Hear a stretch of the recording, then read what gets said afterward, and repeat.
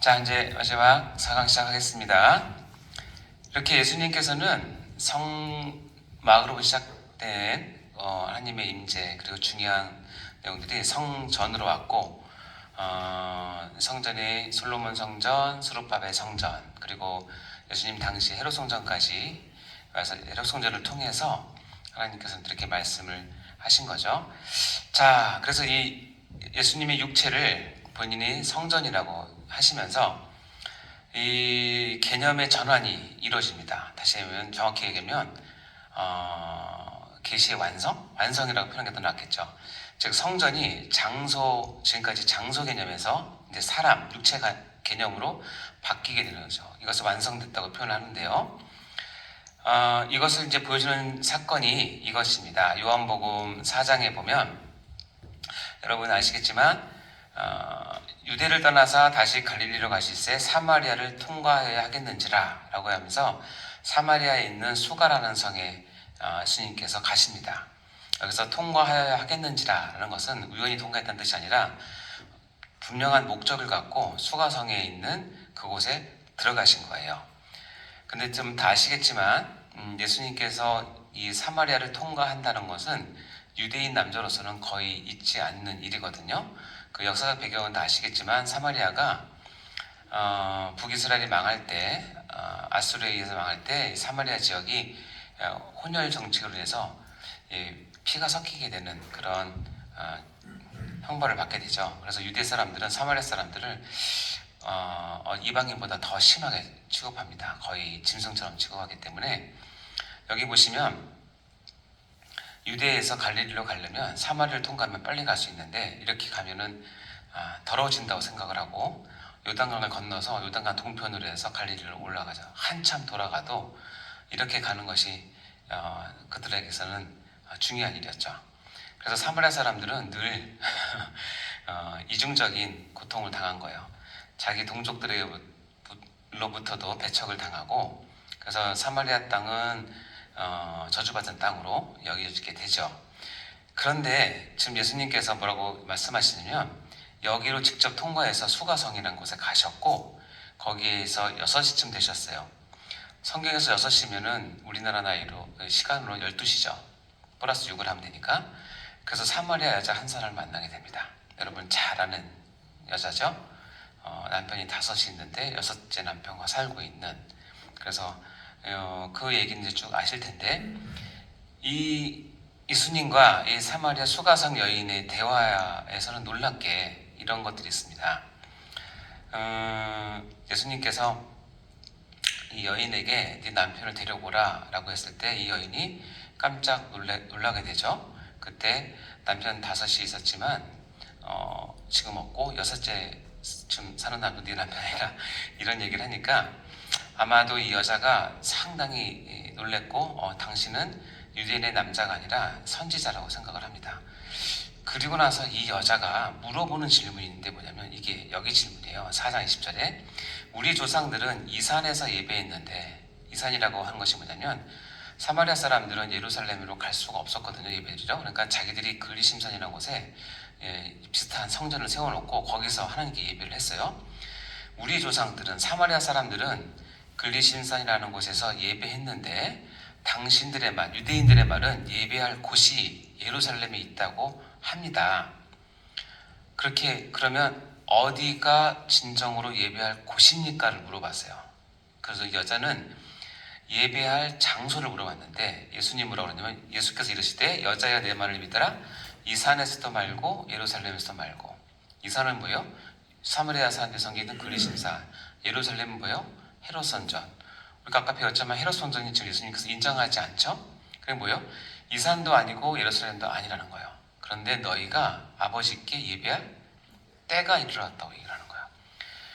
지금 여자는 지금 예배할 성전의 장소 개념으로 물어봤는데 예수님은 장소 개념을 부인하고 예배할 때를 얘기해요.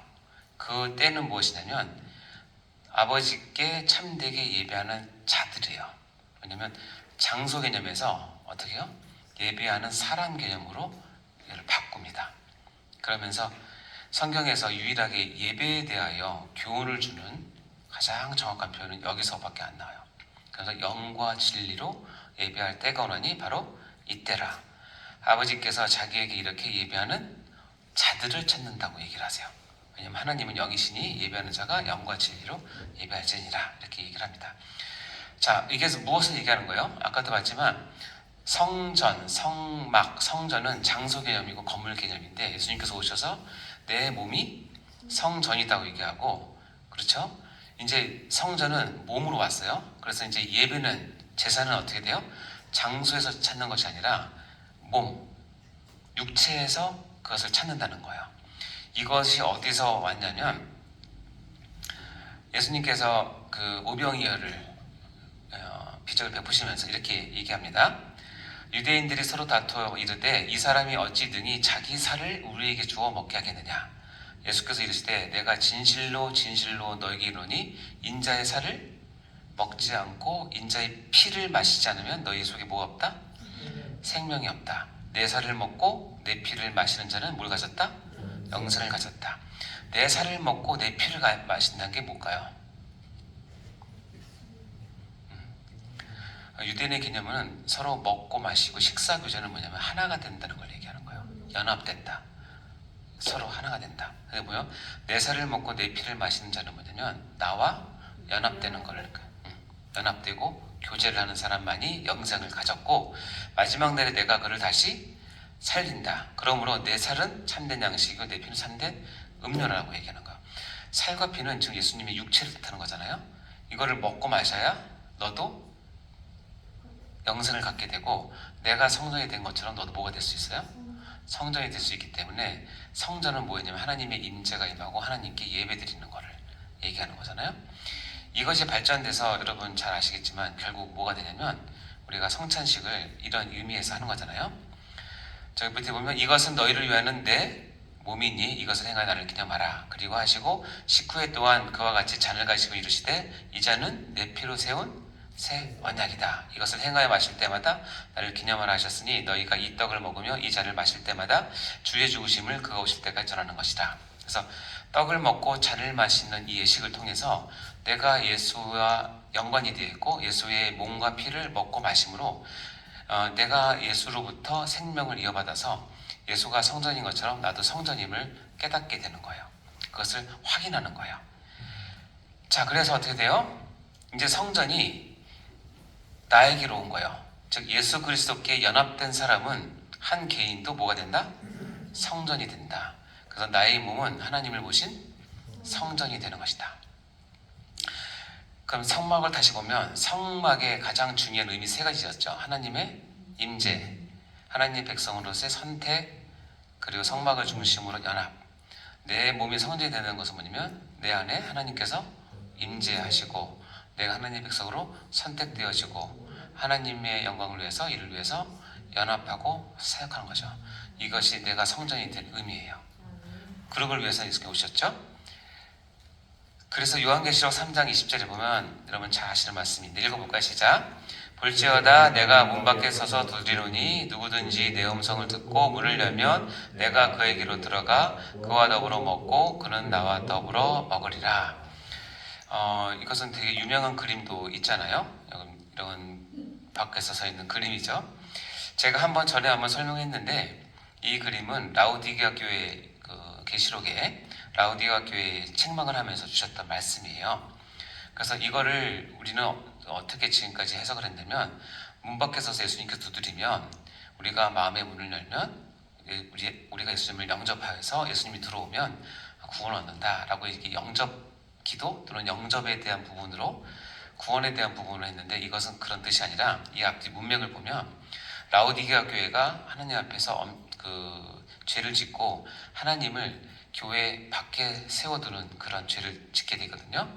그때 예수님께서는 인격적으로 끝까지 기다리시고 계신다는 뜻이고 문을 열고 회개를 하면 내가 들어가서 여기 보면 그와 더불어 먹고 그는 나와 더불어 먹는다라고 얘기하잖아요. 아까 얘기했던 그 똑같은 구절이에요. 다시 하나님께 연합하고 다시 하나님께 돌이키는 걸 얘기하는 것이고 다시 어떻게 해요? 하나님의 성전으로 회복되는 것을 얘기하는 것이죠. 이것은 이제 영접이든 회개든 이제 그것을 차치하고 그래서 뭘 얘기하고 싶으냐면 예수님은 나와 뭐 하고 싶은지면 교제를 하고 싶다는 거예요. 먹고 마시는. 이것은 뭐냐면 예수님이 성전 되심을 나에게 계속 유지하시고 말씀하시고 싶으신 거예요. 그래서 그것을 요구하시는 거예요. 그래서 성경에 보면 우리가 예수를 믿고 내가 예수를 모시면 내가 성전 된다라고 하는 부분들은 개념은 분명했지만 성경이 뚜렷하게 표현되지 않아요. 이유는 뭐냐면 이 성전 되는 개념을 전부 다 성경에서는 복수를 써요. 그래서 여기 보면 고린도전서 3장 16절에 보면 너희는 너희가 하나님의 성전인 것과 라고 나오잖아요.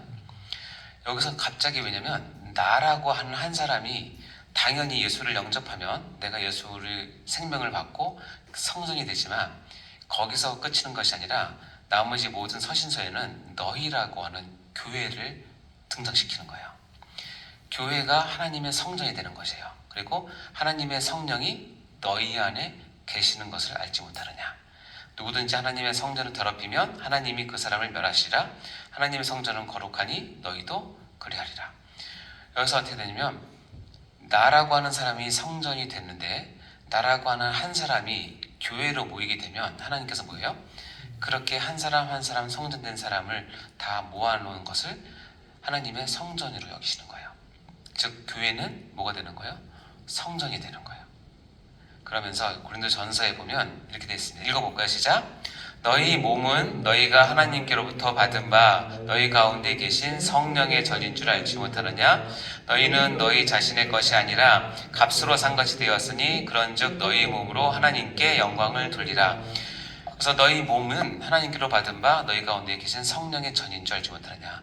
너희라고 하는 사람들은 뭐예요? 성령이 거하는 성령의 전이라는 거예요. 그러니까 성막, 성전, 그다음에 성령의 전 다 같은 의미예요. 옛날 같으면 우리 나뿐만 아니라 우리 모임이 성막으로 되어 있으면 하나님의 영광의 구름이 빽빽한 가운데 임하는 그런 성전이에요. 솔로몬 시대 같으면 하나님의 영광이 구름으로 빽빽하게 임할 그 성전이 지금 나에게도 우리에게도 교회에게도 있다는 거죠. 다시 얘기하면 우리가 무엇이 됐냐면 하나님께서 그렇게 원하시는 내가 내 백성과 함께 있고 나는 너희 하나님이 되고 너희는 내 백성이 되겠다고 하는 그 소망이 무엇으로 표현됐냐면 성막으로 표현됐고 성전으로 왔고 예수님을 통해서 그것이 육체로 왔고 이것이 예수님을 믿고 연합됨으로 한 사람에게 성전이 되어지고 그 사람들이 모여서 성전을 이루는 것을 이 성경의 과정에서 우리에게 보여주는 흐름이에요. 그래서 이것이 가장 중요한데 보세요. 예수 그리스도께 연합된 사람들 너희들이 모인 것을 뭐라고 표현한다? 성전이라고 했고 이것을 이제 신약의 새로운 용어로 한 것이 뭐냐면 교회예요. 따라서 교회는 하나님 구원의 뭐예요? 결정판이고 최종 완성이에요. 중요한 건 뭐냐면 하나님께서 구원의 역사의 흐름을 이 교회라고 하는 단어를 통해서 완성시켜 놓고 교회 다음에 다른 어떤 기관이나 다른 단어를 우리에게 계시하지 않았어요. 따라서 하나님의 구원은 교회에서 끝나요. 교회에서 완성되고 교회 이외, 교회를 넘어서 다른 무엇으로 해결되진 않고 교회에서 완전히 완성되는 것이 하나님의 구원이에요. 다시 말씀드리면 예수 그리스도께 연합된 사람들, 즉 우리가 중생하고 예수를 주로 고백하는 사람 한 사람은 성령을 받음으로 성전이 되고 이 사람들이 모여서 너희가 되는데 이것을 똑같이 성전이라고 얘기를 하는데 이제는 이 성전을 전문 용어로 교회라고 얘기를 해요. 따라서 교회라고 하는 이 단어는 하나님께서 가지고 있는 모든 구원의 관점에서 최상위의 단어예요. 가장 최상의 단어이고 이 이상이 있을 수가 없어요. 그래서 교회는 우리에게 중요한 것입니다. 마태복음 18장 20절에 보면 이렇게 되어 있습니다. 읽어볼까요? 시작. 두세 사람이 내 이름으로 모인 곳에는 나도 그들 중에 있느니라. 이것이 교회의 시초죠. 그래서 예수 이름으로 모인 두세 사람이 모인 곳에는 나도 그들 중에 있기 때문에 그것을 성전이라고 부르고 이 신약 용어로 교회가 된 것입니다. 그래서 이 교회는 하나님의 구원 사역에서 최종 결정판이고 가장 중요한 단어이기 때문에, 그래서 교회를 아는 것은 하나님을 아는 가장 중요한 방도이고 척경입니다. 자, 잠시 보면 현대 신앙인들의 오해는 뭐냐면, 몸은 신약에 있는데 생각은 구약에 있는 사람이 많아요. 교회 생활을 오래 하다 보면, 권사가 되고 장로님이 되시면, 특히 이제 기도할 때 보면 이 구약적 용어를 사용하면 마치 신앙에 연륜이 있어 보이는 것처럼 착각하게 됩니다. 그래서 교회라고 하는 단어는 조금 낮은 새신자들이 쓰는 단어인 것 같고, 성전이라든가 이런 말을 써야 마치 성전, 죄전, 제사, 제단 이런 말을 써야 신앙에 연륜이 있는 것처럼 보이는 걸 착각하는데, 우리가 그것을 어느 정도는 받아들일 수 있고 이해할 수 있지만, 중요한 건 뭐냐면 그건 완성된 개념이 아니에요. 그렇죠? 성막, 성전은 교회가 지어지기 위해서, 완성되기 위해서 하나님께서 과정 가운데 주신 것이에요. 아까 중요한 질문 했잖아요. 수르바벨 성전이 왜 하나님 임재가 임하지 않았냐? 더 이상 그 앞에 두 번에 보여줬기 때문에 더 이상 안 보여주고, 예수를 통해서 교회가 완성될 때 이것이 다 이루어지기 때문에 그래요. 자, 그러면 봐요. 교회가 모이는 건물을 우리가 성전이라고 호칭하는 것은 아주 요즘에 가장 흔한 어떻게 보면 오해 중에 하나인데, 그렇다고 해서 이제 교회가 건물이 필요 없느냐? 이렇게 나가면 그것도 곤란해요. 그렇지 않아요? 교회는 사회가 허락하면 건물을 가지고 효과적인 사역을 하는데 당연히 필요하죠. 그러나 이제 그것이 안 되는 공산주의 사회라든가, 예를 들어서 이슬람권이라든가 이런 데는 건물 갖는 게 쉽지 않기 때문에 그렇게 못하지만, 그렇다고 건물 갖는 것 자체를 우리가 터부시거나 그럴 필요 없는데, 문제는 뭐냐면 그것을 지어놓고 성전이라고 얘기를 하면 이것은 시대가 이 성경에서 말하는 것이 역행된다는 것을 좀 아셨으면 좋겠어요. 그렇다고 그렇게 하는 사람 비난할 것까지는 없다고 봐요. 아, 그렇구나 하면 되는데, 여러분은 혹시 가르치실 때 잘 가르치시면 됩니다. 예를 들어서 칼빈 교회 하고 사람들이 물어보면 제일 처음에 떠오르는 것은 뭐냐면, 저 밑에 있는 아름다운 교회당이 떠오르지, 원래 칼빈 교회 그러면 떠올라야 될 게 뭐냐면 칼빈 교회에 소속된 사람들의 얼굴이 떠오르는 게 원래 맞죠. 그렇다면 저기를 원래대로 한다면, 옛날에는 칼빈 예배당, 교회당, 당자를 썼어요. 집당자를. 그게 정확하죠. 교회가 모이는 집, 예배당. 그렇죠? 예배 위에 모이는 집, 예배당, 교회가 모이는 집, 교회당. 근데 당자를 빼니까 칼빈 교회 그러면 사람들은 일단 뭘 생각하냐면 건물을 생각하죠. 근데 이게 생각보다 많이 무서워요. 가르치지 않고 쓰면, 우리는 아는 사람들이니까 그렇게 얘기를 해도, 시온교회 하더라도 시온교회 생각을 하지만 그 안에 모인 목사님이나 여러 사람들 생각하잖아요. 그것처럼.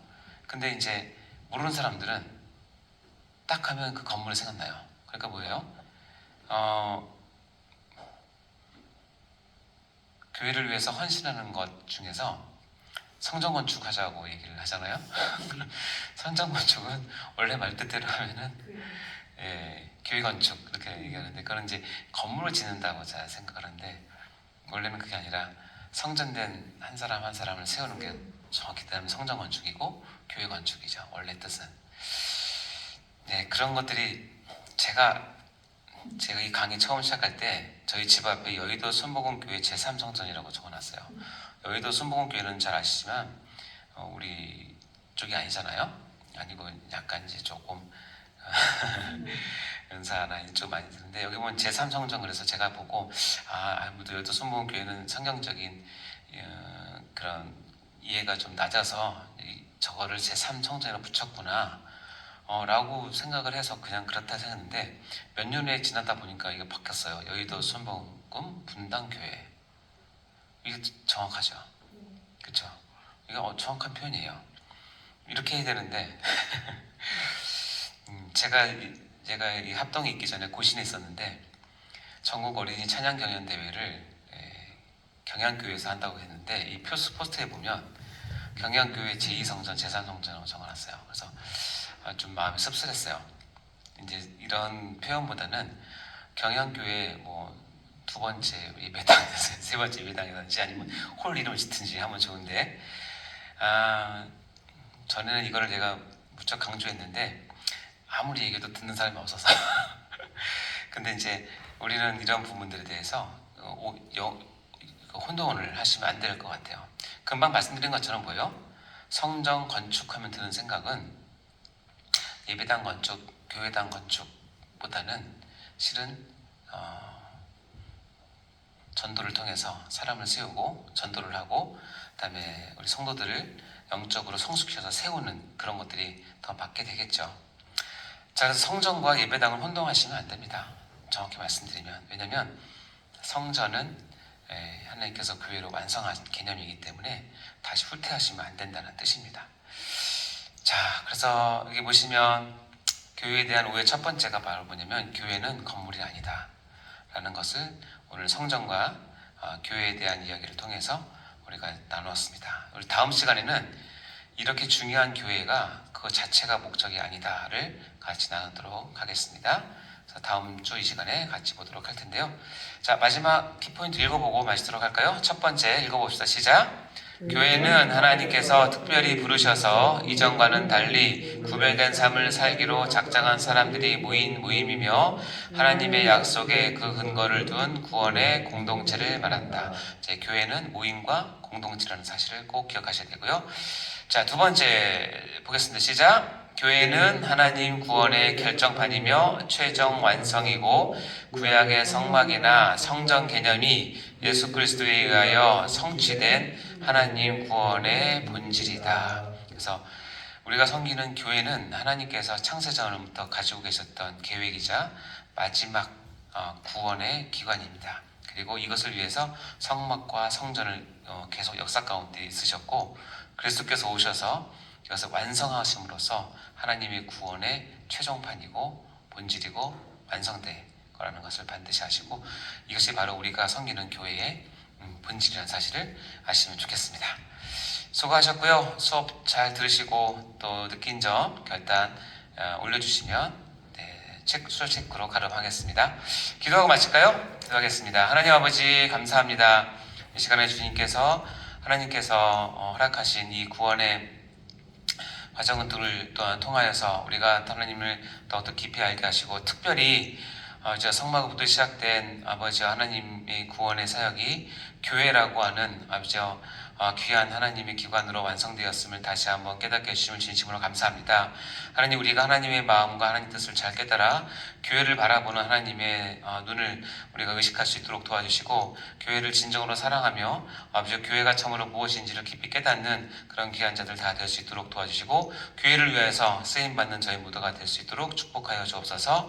주님께서 함께 해주시고 저희를 붙들어 주셔서 우리가 하는 모든 학업 가운데 특별히 은혜를 주셔서 더 깊이 깨닫고 하나님 은혜를 체험하는 귀한 시간들 다 될 수 있도록 인도해 주옵소서. 감사드립니다. 이 모든 말씀을 예수님으로 기도합니다. 아멘. 수고하셨습니다.